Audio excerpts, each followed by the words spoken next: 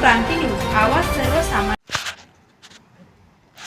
वणी अवैध पार्किंग, अतिक्रमण व वारंवार होणारे अपघात या विरोधात वणी ग्रामस्थांनी काढला मूकमोर्चा, पोलिसांना दिले निवेदन।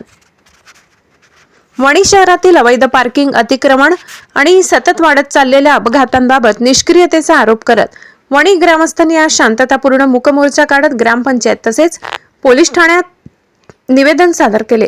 6 डिसेंबर रोजी दीपक जांभळे यांच्या रस्त्याच्या कडेला उभी असलेल्या वाहनामुळे झालेल्या अपघाती मृत्यूनंतर नागरिकांमध्ये प्रचंड नाराजी निर्माण झाली।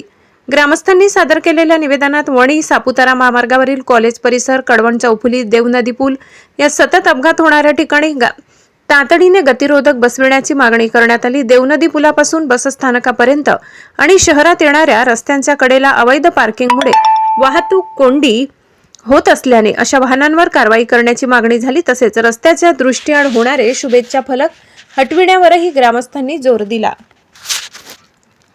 बिरसा मुंडा चौक ते ग्रामपंचायत दरम्यान वाहतूक सुरळीत होण्यासाठी आवश्यक ती कामे करण्यात आली।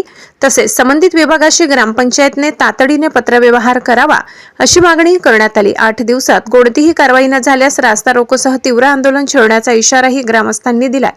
सरपंच मधुकर भरसट आणि उपसरपंच विलास कड यांनी निवेदन स्वीकारताना नागरिकांना आश्वासन दिले की सार्वजनिक बांधकाम विभाग, राष्ट्रीय महामार्ग प्राधिकरणाशी संपर्क साधून तातडीने पाठपुरावा करण्यात येईल। त्यानंतर हेच निवेदन वणी पोलीस ठाण्यात देण्यात आले।